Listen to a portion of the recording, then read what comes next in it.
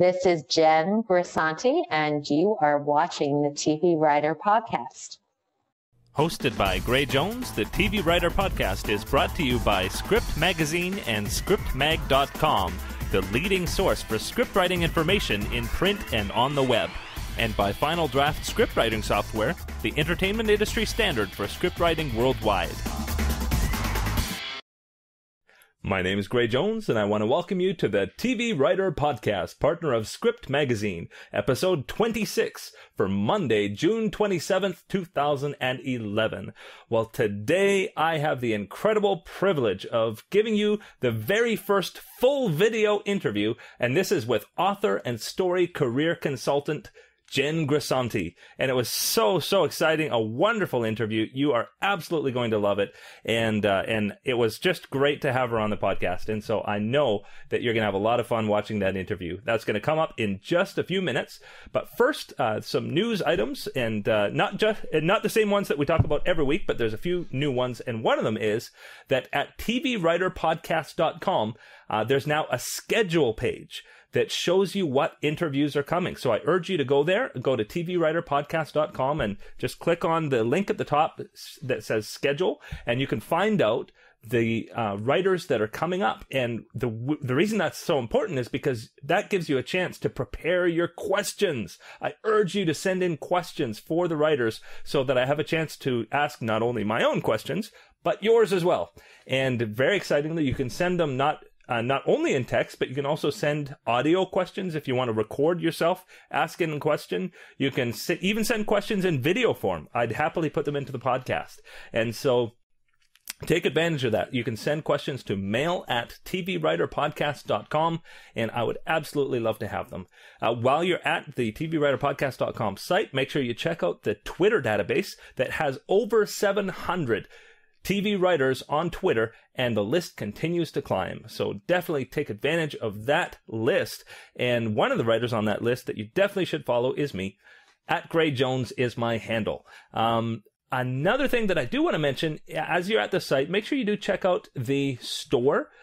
If you want some great TV writing books and general writing books on your bookshelf, make sure you buy them through the store at the site, and that gives a chance to support the podcast through your purchase. And also, if you do want to support in other ways, there's a PayPal donation link that you can send cash donations. No amount is too small, no amount is too big. And the reason I ask this is because up to now, the podcast has been pretty heavily subsidized by my Chuck podcast, the podcast I do for NBC's Chuck. And Chuck, as we probably know, is ending.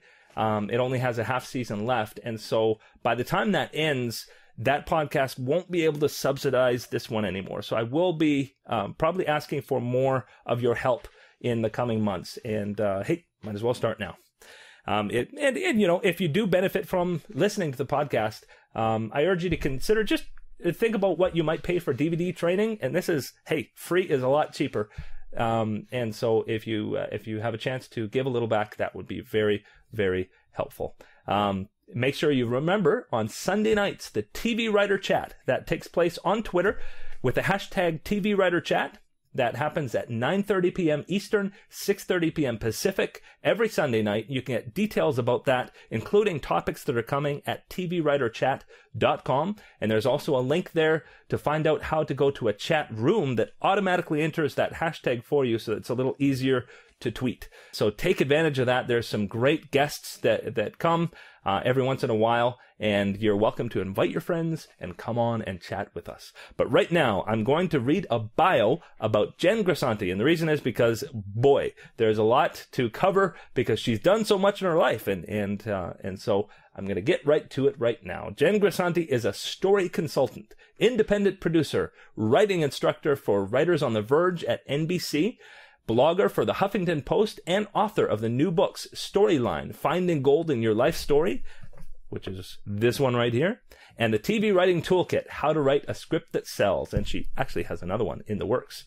Jen started her career as an assistant to Aaron Spelling 15 years ago. Aaron was her mentor for the next 12 years as she climbed the ranks and eventually ran current programs at Spelling Television Incorporated, covering all of Spelling's shows, including Beverly Hills 90210, Melrose Place and Charmed. In 2004, Jen was promoted to Vice President of Current Programs at CBS Paramount, where she covered such shows as Medium, Numbers, NCIS, 4400, and Girlfriends. And while at CBS Paramount, she served as a mentor in the CBS Diversity Program, which seeks out and nurtures young writers and directors. Then, in January 2008, she did something incredibly exciting.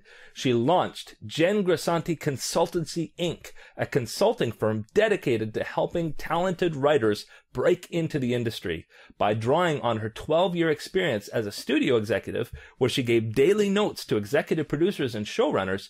Jen personally guides writers to shape their material, hone their pitches, and focus their careers.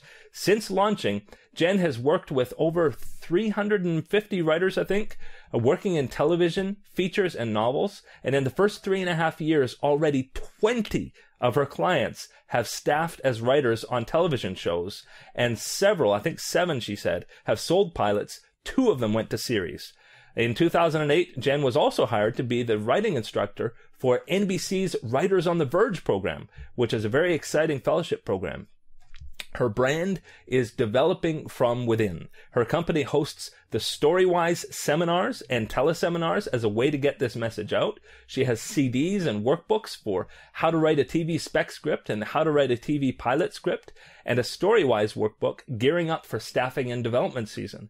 She also has a Storywise, an excellent Storywise podcast series available on iTunes and her website, www.jengrisanticonsultancy.com. I urge you to check out our website. There's lots of great resources there. Jen has taught classes for the Scriptwriters Network, Screenwriting Expo, the Northwestern Screenwriters Guild in Seattle, and Alameda Writers Group. She has served on panels for the WGA and the Writers Boot Camp. In 2009, her company hosted a writing retreat in Hawaii at the Turtle Bay Resort. Jen meets writers who are interested in her services and also does it over the internet for a free initial half-hour consult that can be done in person or on the phone. She then specially designs between 2 to 5 proposals to fit the client's needs and help them attain their goals. Very, very cool stuff. So again, her website is jengrisanticonsultancy.com and her Twitter is @JenGrisanti. So I urge you to connect with Jen, and one great way is by watching the video right now. Enjoy. This is Gray, and I have the privilege of being here in live video with author and story career consultant Jen Grisanti. How you doing, Jen? I'm doing great. Thanks so much for having me. It's a pleasure to be here. We're going to have a lot of fun today, and I know that we're never going to do justice to everything that you have to offer, but we're going to try to just touch on a number of the fascinating things that you do and have done over the course of your career.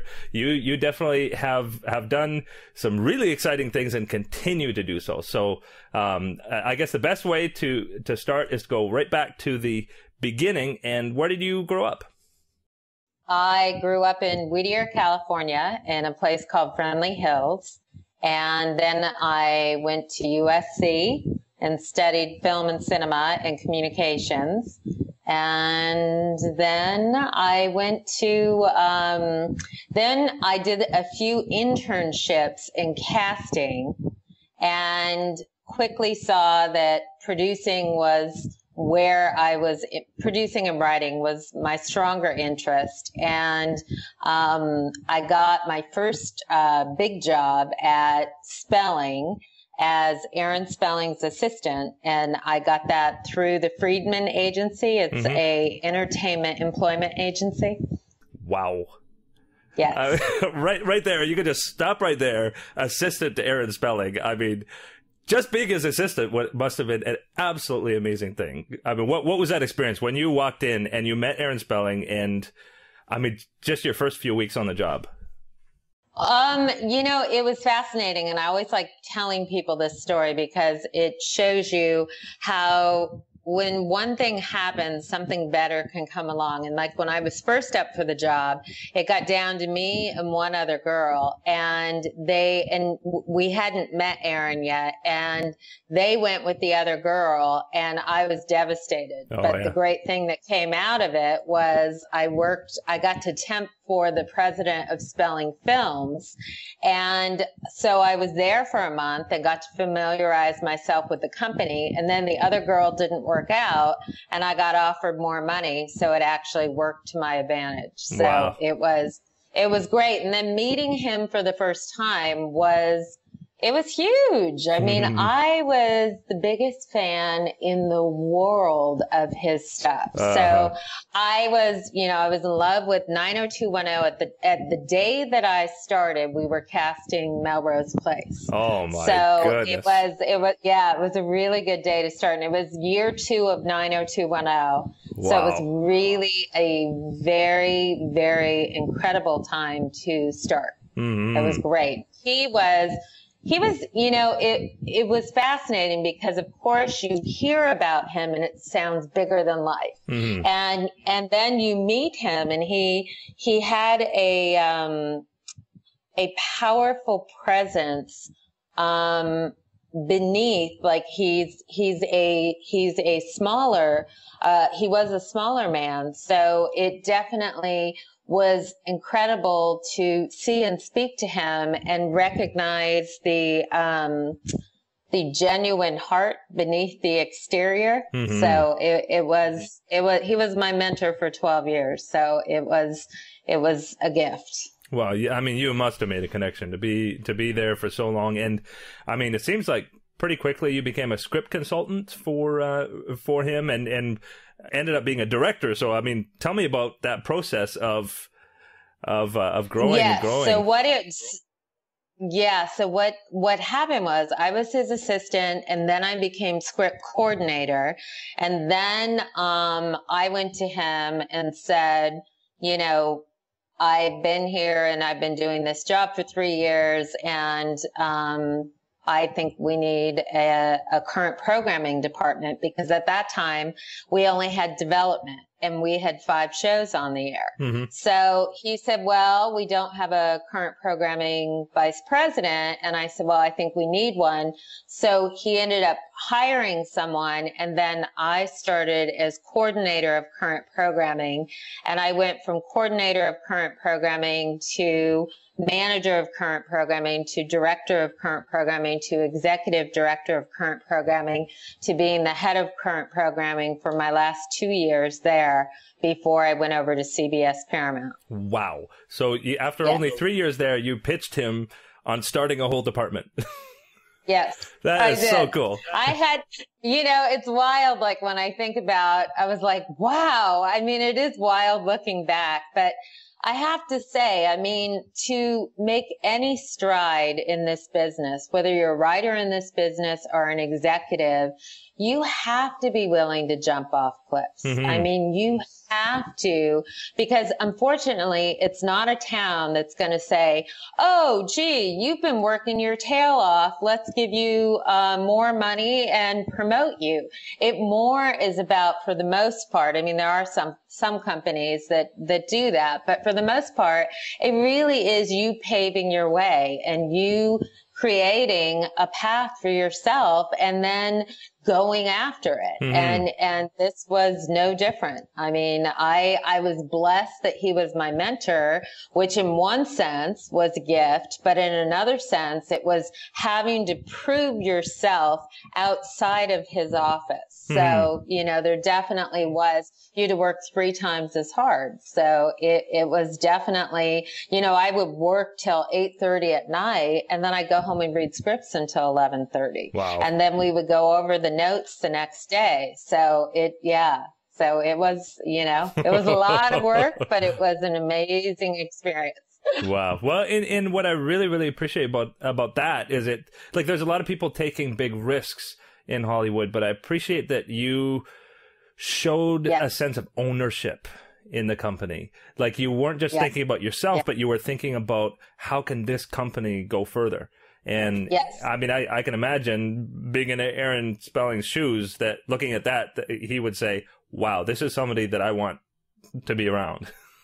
Do you know, it's funny because I just had, I think through doing notes with this man, and I came into his life when he was in his late 60s and I was in my early 20s. So it was actually a really good time for me to come into his life, because it was a time when he was ready to teach someone all that he knew about story. And I got blessed to be that person. So it was amazing. And I definitely think there was a respect between us, because he was a workaholic. I was a workaholic. He was a perfectionist, and he was all about teaching you to expect it from yourself, which could be difficult at times because, of course, there's a lot of pressure under that. But because he expected perfection from himself, it made you respect it even more and want to give it even more. So it was amazing, you know. Well, let's turn attention a little bit towards some of the shows that you were involved with. I mean, starting from the beginning, you had 90210 and Melrose Place, but I mean, Melrose Place, Charmed, and Summerland. Let me see. Let's see. I mean, God, I was probably on like 15 shows while I was there, because there were a lot of shows that came and went. The Heights was definitely a show. The Heights, Robin's Hoods, Charmed, Seventh Heaven, Summerland, I mentioned, and 10/8, Palisades, Pacific Palisades. So yeah, the list goes on. Wow. And so you were giving notes on those shows. You were, I mean, tell me a bit about your responsibility with regards to interacting with the showrunners and writers on those shows. Yes. Current programming, so you understand what the position is development is responsible for developing the series. And then the moment the pilot gets picked up, it moves into current programming. And then current programming, the responsibility of the current programming department is to help staff the shows with writers and directors, and then to work with the showrunner on the development of story. So we essentially cover the show from story concept to screen and everything in between. Very, very cool. And so you did that for 12, well, no, I mean, you worked your way up for 12 years. And then came a major shift when you went over to CBS Paramount. So tell me just a little bit about that move. Yes, I was promoted to vice president of current programming, and essentially it was going from, they were a sister company. So essentially it was going from more of a mom and pop type company, into a much bigger company. And it was tremendous. I mean, of course, you know, that was everything I was shooting for in my career. And when I got to CBS Paramount, it was hard because at that time, and this is my last memories of Aaron, so it was definitely a very heartfelt time. They told him that I had been promoted and they wanted to get his blessing, and they got his blessing. And then like a week before I was going to leave, he said, Jen's not leaving the building, is she? Oh. And so, because he had dementia at that time. And so I didn't get to say goodbye to him because they didn't want it to be a problem. So then the cute thing was he continued to send me scripts, pilot scripts to do notes on for about 3 months after I left. Wow. And then he saw my announcement in the trades 3 months later, and he called me, and that was our last call. And he just was so incredible and told me how much he loved me and told me his door was always open and said really great things about my ability to give development notes. And so that was our last conversation. So it was amazing. Wow. Yeah, it was great. Wow. I mean, that is, I mean, such a tremendous story.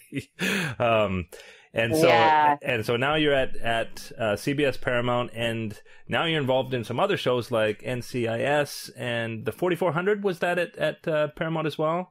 Yes. Yes. At CBS Paramount, I covered medium, numbers, NCIS, 4400, and girlfriends. Wow. And so that was about 2005 to 2008, I guess. That was 2004 to 2007. Okay. And so 2007, you had a huge shift, major shift, and a couple of things happened. Another clip. I jumped up.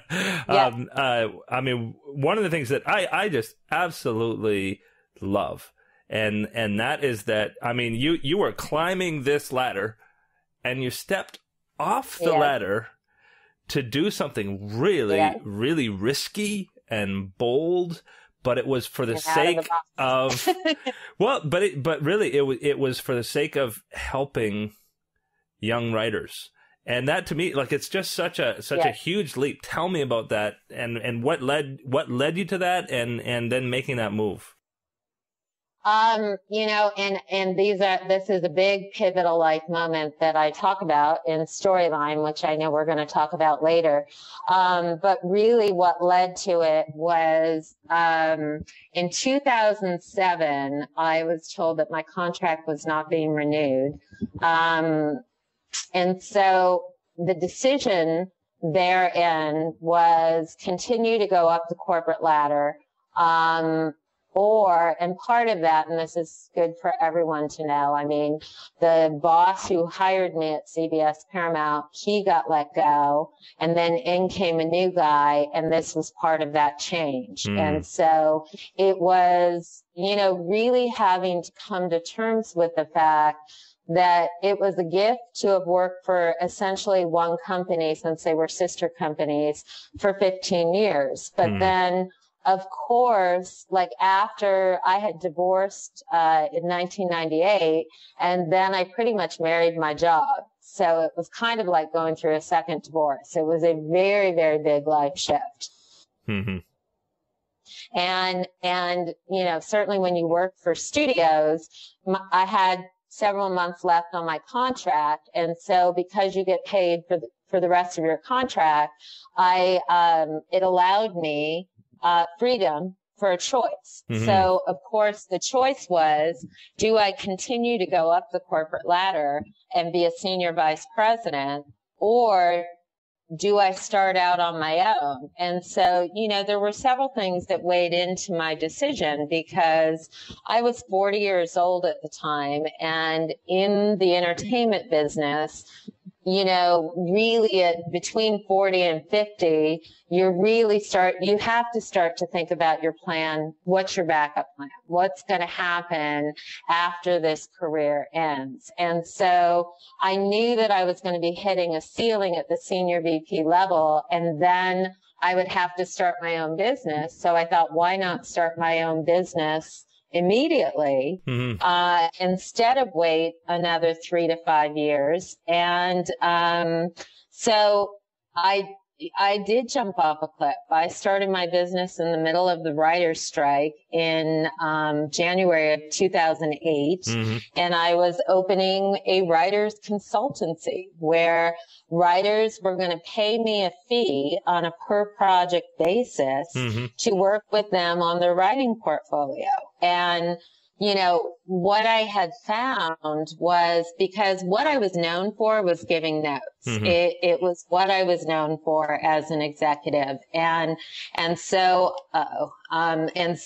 in giving notes, I thought, how do I put everything that I loved about my job into a business and create something out of it? So I worked for 3 months, and CAA, Creative Artists Agency, they were a huge support, as was UTA and William Morris Endeavor and many other agencies. So I had the community because I had staffed over 15 shows. Mm-hmm. And so I had gotten a lot of writers' work. I had very strong relationships in the community. And so, you know, I went to the agencies, CAA being the first one, and they encouraged me to do the business because they said there's nothing out there quite like what you're talking about, meaning that I specially design packages for writers. So a writer will meet with me for a free initial half-hour consult. I'll listen to all their needs, and then I'll design between 2 and 5 proposals ranging in cost and value to help get them where they want to go. And I ended up, you know, I work with writers from staff level all the way up to co-executive producer level. Mm-hmm. So it really is like they have their own development executive manager type, even though I'm not a manager, and I actually end up referring the top writers to managers and agents. But it was a business. There was no business. There was, you know, certainly there are script consultants. I mean, there are amazing script consultants out there like Ellen Sandler and Pilar Alessandra, and Robert McKee certainly was a huge one that inspired me to go in this direction, and Blake Snyder, and certainly like looking at all of these careers and recognizing that there really was no one with my background in television doing this. So because I had given notes all day, every day for, you know, 15 years, I knew that there was value on the market for that. So that's what inspired me to go out on my own. So you take people at all levels, so not just beginning writers, yes, but somebody at a mid-level who wants to get to a higher level in their writing. Yeah, I mean, like what with my upper level clients, like what I do is certainly writers will hit a ceiling or a wall where they don't know how to move out of where they are. So in that case, I will help them redefine what scripts they need to write to help move them in the direction they want to go. And, you know, the gift of when I opened my company, in January of 2008. Well, because I had covered Medium, when I was at CBS Paramount, even though it was an NBC show, CBS Paramount as a studio produced it. And so as a result, I met Erica Kinnair and Ted, who ended up hiring me to be the writing instructor for writers on the Verge at NBC. So that happened in September of 2008. Great. Well, we'll get to that in a second. Yes. Just to talk a little bit more about the consultancy. So I imagine because of all of your relationships with these shows, once people do get to that higher level, it must help you to be able to recommend them to staffs and that kind of thing. And I know that you have staffed several writers and also helped a couple of more than two sell pilots as well. Well, so far I've worked with, since I opened my business, I've worked with over 350 writers in TV, film, and novels. And of that 350, I've helped with getting 20 people staffed. Wow, 20 now. And 20, and 7 of my clients have sold pilots. Wow. And 2 of them have gone to series. Wow. That is awesome. In only 3 years. I mean, that is crazy. Yeah. I'm at 3.5 years now. So yeah. Wow. Well, you must be so excited when you get that phone call. I got the job. And yes, there's nothing better. Yeah. I can't even say, like, it is a fascinating thing when your life takes a turn, because for me, the universe nudged me in a much more authentic direction that suits me in a much better way. Because for me, there is no greater reward than to see a writer click into the information and really find their voice, and in finding their voice, be able to pave their path in the business. So yeah, I love it. I love it. Very, very cool. Well, Thank you. And I'm guessing that there's a lot more in the pipe, a lot more people who are going to be making that break soon. Because I know even on your website, it said 12. And that was written just a few months ago. So it was, I know. And I just updated, because right now this season, every season is when it all happens. So that's when the number goes up. Wow. When it's staffing season. Yeah. So it does. Yeah. It's been good. It's been good. Like Writers on the Verge this year alone, for the last 3 years, we've had 8 finalists each year. And of the last 3 years, 7 of those 24 staffed, have staffing jobs this season. So wow. So Writers on the Verge is doing really well as the clients that I'm working with, which include Writers on the Verge as well as other writers. Mm-hmm. Very cool. Well, before we leave the consultancy, I want to mention your website so people can find you. Jen Grisanti Consultancy is the website, and they can find out all about your services there.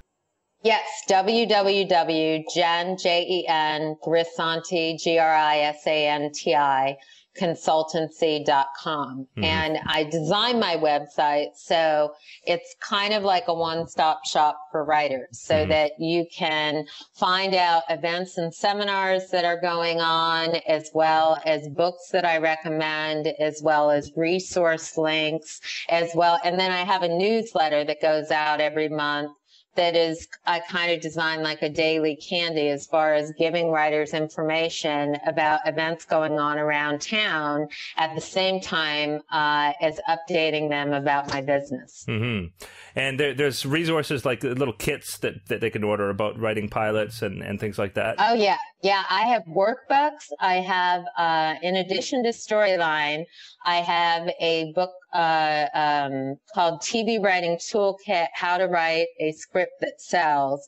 And that's a compilation of my 5 top-selling workbooks. And then I have 2 CDs called How to Write a TV Spec Script and How to Write a TV Pilot Script. And I just came out with 2 DVDs. One is called Story Tools, and the other is called Writing a Feature Script. Very cool. Thank you. And so tell me, do you also work with people who are outside of LA? Like, can you work with somebody, say, for instance, somebody from Boston wants to hire you? Can you work across distances like that? I work with people all over the U.S. I've had clients in Italy, Australia, Hong Kong, Ireland. Wow. Yeah. So I work, through the blessing of Skype. Mm-hmm. It really is, the great thing about this business is anyone who wants to learn story and has a hunger and a desire, that's all it takes. So it is then just working together. Yeah. And I love it. Mm-hmm. I love the idea of being able to get to know writers from all over the world. Very, very cool. Well, now let's move on to NBC Writers on the Verge. Tell me about that program. Yes. First of all, your involvement, and then also maybe describe who would want to apply for that program and what they might need to get in, and then what happens in the program for them. Yes. Well, so people know we are accepting submissions right now from May 30th to June 30th. And so there's still time, and you need to submit a script. And then there are 2 essays. That's part of it. And if you go to Writers, you just Google Writers on the Verge at NBC, then the link will come up and the application process is all there. I work with Karen Horn, who's the head of it at NBC, and I'm the writing instructor. So what my job entails is, first what they do is they get 1,200 submissions. Last year they got 1,200 submissions. Wow. And then there are 8 Yeah, there are 8 slots. Wow. So, yeah, I know, it's pretty wild. So then there are 8 slots, and what happens is they have like 8 readers, and they narrow down the top scripts, and then I don't end up seeing them usually until, you know, they're down to the top 10 or 12, and then I'll look at that, and then her and I will decide as far as the top 8. And she goes through a lot of the process before it gets to that. And then my job is teaching the 8 finalists through a 12-week program on how to write a TV spec script and how to write a TV pilot script. So by the end of 12 weeks, these 8 finalists will have a brand new spec script and a brand new pilot script.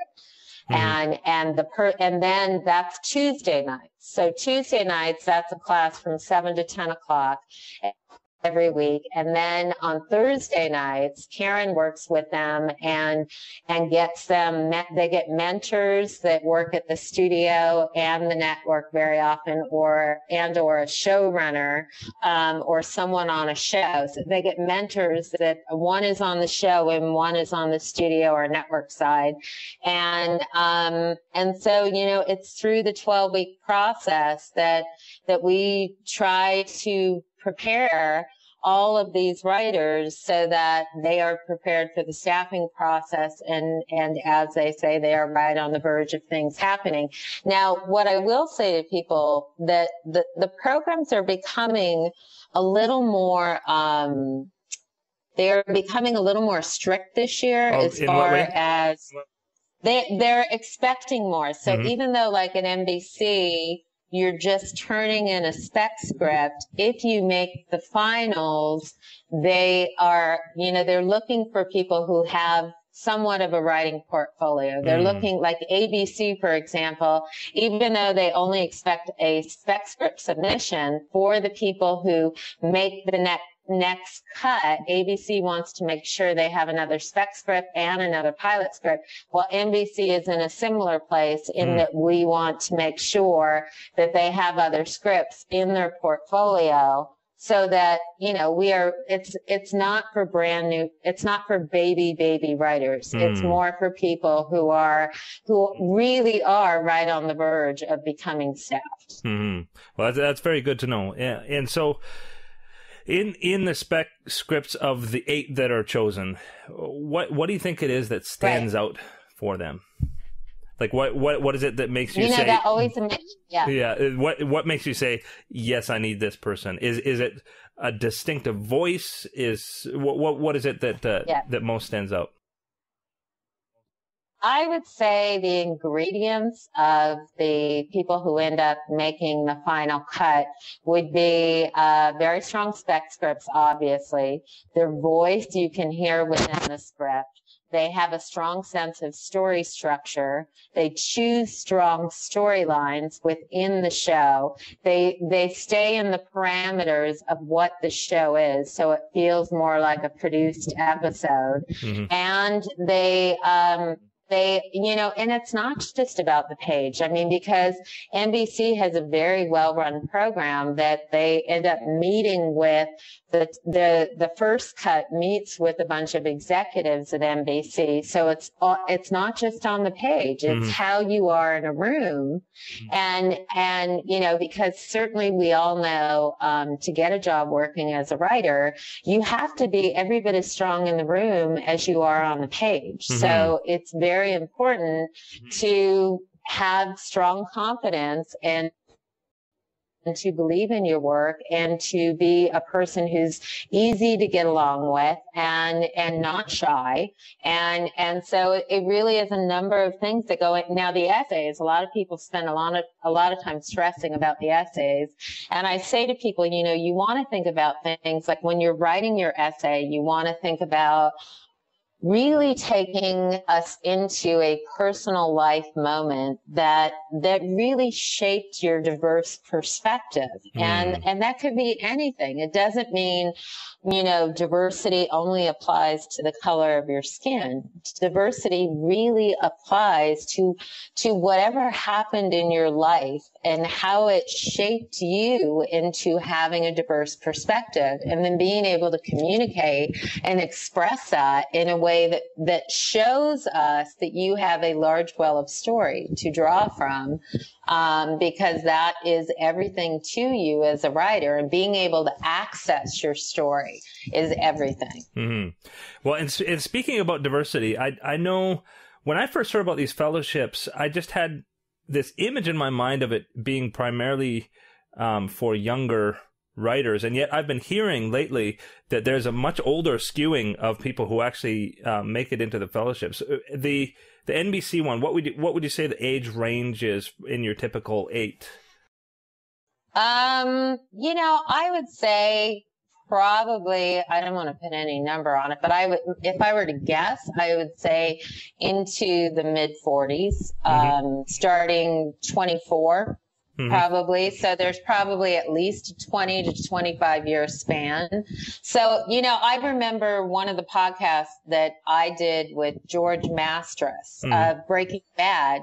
He was in the ABC program when he was 38 years old. Wow. So it's good. So people who have the misconception that these writing programs are only for 20-something writers, they're wrong. They're wrong, because really my feeling on age and writing is the more you live, the more you have to write about.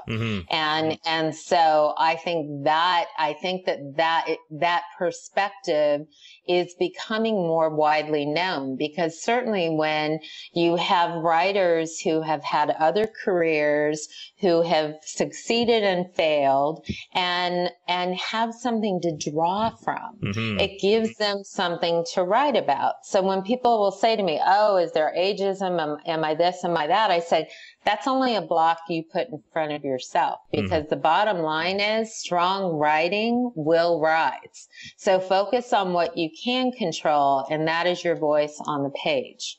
Well, and the really neat thing, from what I've heard now, Keto Shimizu, was she? Yes. Yeah, she was in one of your groups. I actually interviewed her on the podcast recently, and she was telling me about how I love Keto. Yeah. I just posted about her on Facebook. Oh, you did? Okay, cool. And she told me about how even after the program finished, that the 8 worked together, as almost a writing group, workshopping their material after the program ended. And that is so cool to me. And actually, she shared that it was actually in that group of 8 helping each other. That's what ended up helping her get staffed on the Cape. Well, she's Keto, and we just posted on Facebook. Keto got on Being Human. Oh, she did. So great. Keto just got staffed on Being Human. So she is one of the 7 that got staffed this year on a new show. Yeah. So, wow. So it's really, really terrific. And the thing is, this group of 8 you get so close, because it's over a 12-week period. And these are your peers. These are who, it's a hard program. It's like a boot camp program. A lot of these writers, you have to write a brand new spec and a brand new pilot script. And many of these writers have full-time jobs.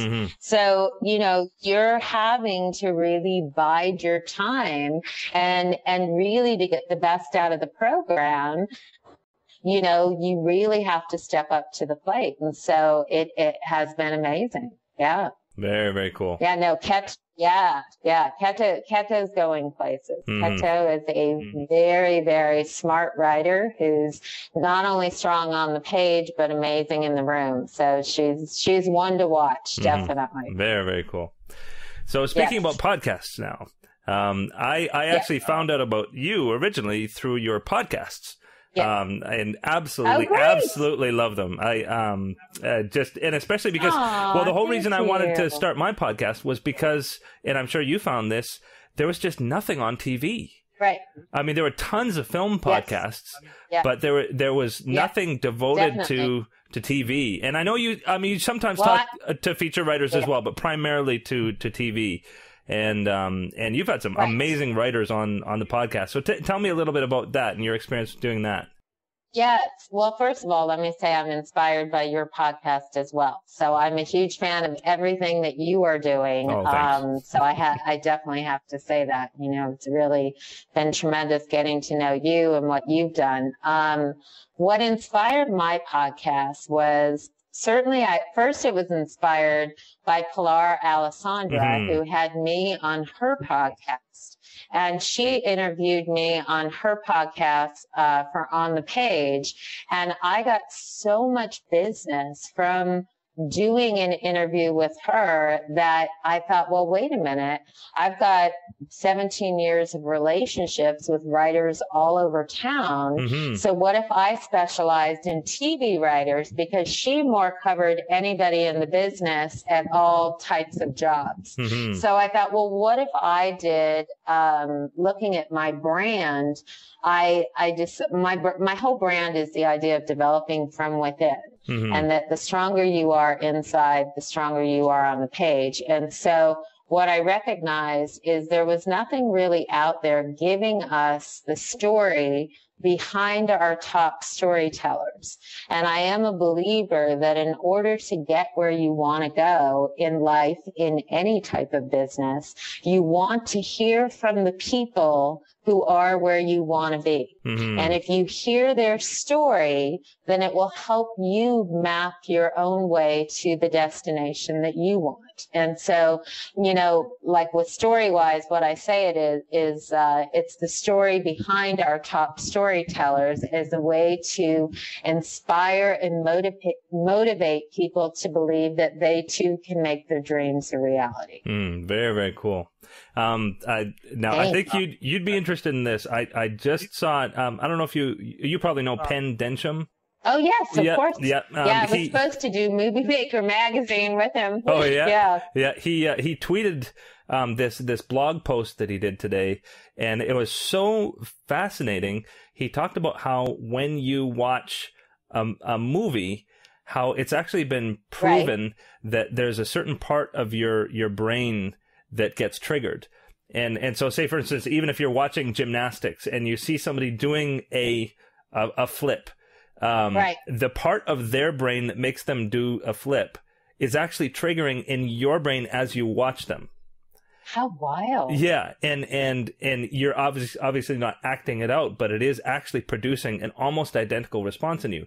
That happens when you watch a movie or a TV show, that when you, that's why we experience that catharsis through watching television and feature films, because when we see somebody going through these things, there's actually something connecting in our brains. And what that got me thinking of is when we, as wannabe writers or budding writers or developing writers, can listen to podcasts with interviews from people who are doing it, I imagine that it can trigger things in us. That it can. Oh, it definitely does. That not just in learning, but even in teaching ourselves to be able to follow in the same kind of paths as these people. Well, and also, I mean, what it is, like anything in life, when you humanize a situation, and by humanize, I mean when you breathe life into, this is how I did it. These are the lessons that I learned along the way. And like with my podcast, when writers will say to me, Jen, what do you want with this? And, I've had writers from almost every top show on television and at all levels. And because for me, I want writers at every level. I don't want writers just at the top who people can't imagine. I want writers at every level so that everyone can relate with, okay, if it happened for them, maybe it can happen for me. And if I listen to what they did, maybe there's something that I can put into play. And I've had success stories of people who have listened to the podcast, who have connected with the writers, and things have happened. And that's what, that's what life is. I mean, life is story. And the more story you hear about success, the more motivated you become. As you say, when you have that effect when you watch a film, it's the same thing when you hear somebody's story and you go, okay, well, my feeling always is, why not me? Yeah. Why not me? Yeah. Someone's got to sell a pilot. Yeah. Someone's got to this. Someone's got to that. If you have the attitude of why not me, then make it happen. Mm-hmm. Yep. I interviewed a writer recently, and Courtney Lilly. He wrote for Arrested Development and the Cleveland Show, and he said, everybody bets on something. Why don't you bet on yourself? Yeah. I was going to say the biggest thing for writers is what you have to recognize is don't look at the numbers game. Like, don't look at the number of pilots that sell or the number of people who staff. Really focus on your writing, really focus on selling your passion, and really focus on what makes you marketable. Mm-hmm. And, I encourage people to do things like write a writer's bio.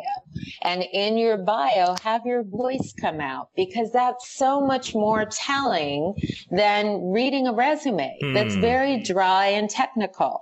So it's like, bring your story to life, and that's how you connect with your audience. So it is, it's just, I can't tell you how many stories I've heard of like people coming here. And I remember one story I heard, I think it was Jill Goldsmith, who told me she gave up a huge law job and knew no one out here. And she came out here and she was at a Coffee Bean in Santa Monica, and she was standing behind this guy in line, and she had a script in her hand, and he said, "Oh, are you a writer?" And she said, "Yes, I am." And he says, and started questioning her, and they engaged in a conversation, and it was David Milch. And, and it paved the way for her, because all it takes is one person opening a door for you. Mm-hmm. And then you have to walk through it. But it's having that opportunity. And so that's why I always say to writers, like, don't be shy. Like when writers will say, "Oh my God, I want to give this person my script, but I'm afraid." And it's like, no, there's a mutual benefit going on there. If you believe in your voice and are a strong writer, when you ask someone to read your script who needs to know writers, there's a mutual benefit going on there. Mm-hmm. So it's recognizing your own value in that equation and selling it. There's no favor going on. It's a mutual thing going on there. So it's really owning that, Yeah, I'm a big proponent of personal branding. And especially with the opportunities that have come in the last few years have given us a chance to, if you are willing to take advantage of it, Facebook, Twitter, LinkedIn, all of those kinds of things. There's so many people who, say, for instance, on Twitter, they don't put a bio on their Twitter. Yeah. So how are people supposed to know who you are or what you do? Or they don't put a picture on it. You're right. Well, what an opportunity for random people in the industry to see you and to, lodge that face in their memory. I think so. Personal branding is everything. Yeah. I just went into a meeting the other day, and it was so fascinating because I got to see what my clients feel like, because it's rare that I'm ever on the other side of the equation. But I'm writing my second book. It's my third book, but it's going to be more branching into the business life spiritual. So I thought, well, maybe I should have an agent for this, even though I haven't needed one so far. So I went into a very big agency and had a meeting. And one of the things that came up in the meeting that was so fascinating to me is he said, like, how many people do you have following you on Twitter? Now, 5 years ago, that would never have come up. Yeah. And I'm a person that between Twitter, Facebook, and my newsletter, I have about 10,000 people. But he was telling me about a person who had 90,000 people on Twitter. 90. And so you're sitting here and yes. And I was like, okay, I have no idea how you do that. But it's showing you the force of personal branding and how important it is, as you say, to do things like post your bio, post your picture, like really getting out there, because this is becoming the wave of the future. And it is representing your value. Even as a writer on staff, I've heard people say in staffing meetings that they'll say, you know, how many people are friends with you on Facebook, because they know that you're going to be promoting their show and getting people to watch their show. And obviously, the more people you have, the better. Yeah. You know? Yeah. Very cool. Well, I know you've mentioned... The world is changing. Yeah. I know you've mentioned your book a few times, and now's the chance we get to talk about it. Yes. So tell me about... Yes.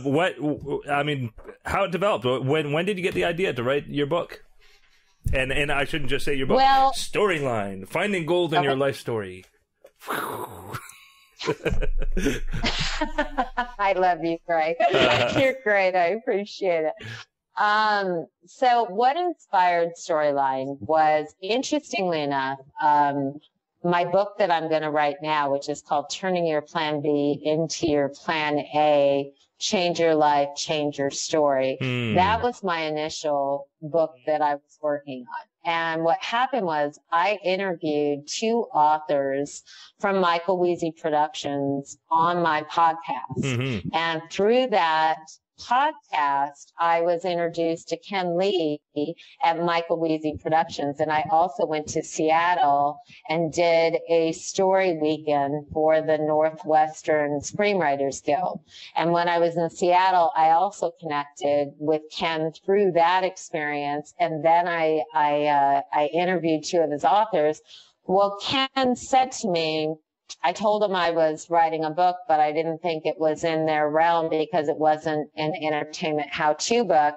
And he said, well, do you have any ideas for an entertainment how-to book? And I said, of course I do. I mean, that's what I've done for 17 years.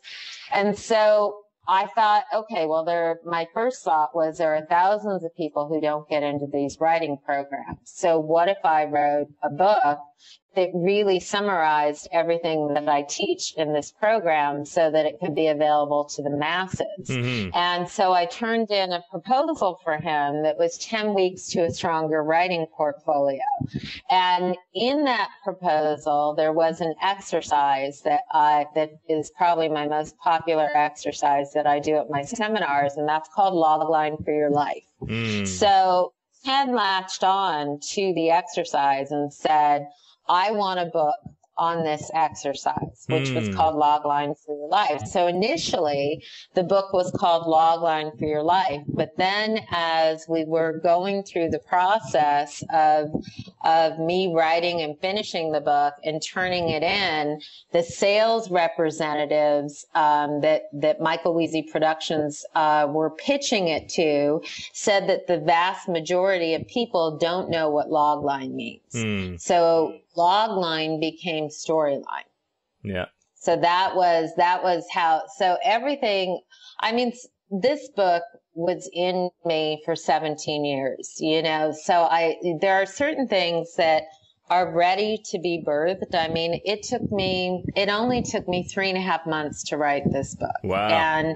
And, you know, that was in the midst of me running a full-time business. So when people will say to me, I don't have time, you make time. I mean, I would write from 4 a.m. to 7 a.m. every day. Wow. And that was just my time that I had to do it in. And so it really was and it was a very, fascinating experience for me because, of course, I have been an analyst for 18 years at the time that I wrote it. And so it was using a totally different side of my brain. However, the great thing was because it was my first book, and it was teaching what I know then it was an easier thing for me to go into it that way.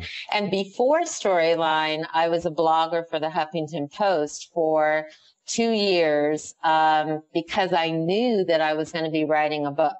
So I started writing blogs as a way to get into what it was going to be to write a book. Very cool. Well, and I know we talked a number of times about this, but I know that so many writers are told, write what you know, and nobody knows what that means. And I love the way that you really got specific and got into, okay, let's go into your life, the turning points in your life. What made you turn is gonna be something that other people are gonna relate to. Yes, because your audience comes through your own connection with your story. Now, this is not writing from an autobiographical place. This is writing from a place of emotional truth and adding fiction to that truth. So it is, Storyline is half craft, half memoir. And so every other chapter is craft, and every other chapter is how I draw from my own life and put it into story as a way to demonstrate to writers how they draw from their own lives and see through my two big pivotal universal life moments, which were my divorce at a young age and my losing my job after 15 years with the same company. I connect with my audience because my audience, they're not going to relate with, look at Jen Grisanti on paper. She was a vice president and Aaron Spelling was her mentor. Well, not many people know that life experience in the in the broader scheme of things. And so, but what people will connect with is, who is Jen Grisanti? Jen Grisanti is someone who knows what it is to believe in a fairy tale and have it end badly and rise above that. And Jen Grisanti is someone who knows what it is to lose her job and have to redefine and recreate a new direction and show that you can have every bit as much value, if not more, from doing so, from learning from those falls, because that's your gold. And your gold is what connects you to your audience. So that's what Storyline does. And through Logline for Your Life, I teach people how you can take emotion, because writing a logline, for example, is a difficult thing for a lot of people. But when you say write a logline for your life, and my formula for a logline is setup of who, create empathy, dilemma, action, goal. Well, we all know what happened in our own lives. So it's very easy for us to think about how to sequence the story within that formula. Whereas when we're writing our script, it's not as easy because we don't recognize the familiarity of the sequence of events. So when you draw from your life and you go into that formula and you add fiction to it, then suddenly you could have 5 more scripts to write. And those are scripts that are coming from your authentic truth, which is what will connect you to your audience. Very, very cool. And so now, other books. Yeah, I mean, this was number 1. You said there's 3 now, or almost 3, because there's one still coming, right? Tell me about book 2 and 3. Well, book, you're so sweet. I appreciate it. Book number 2 actually is self-published, and that is TV Writing Toolkit, Writing a Script That Sells. And that's 5 of my top selling workbooks that is now put into a book. And it was the Writer's Store who actually encouraged me to do that, because they were selling my workbooks and they said, your workbooks are doing great, but we think they do even better if you combine them into a book. So what I had to do I couldn't take 5 workbooks and just throw it into a book. I had to turn it into a book.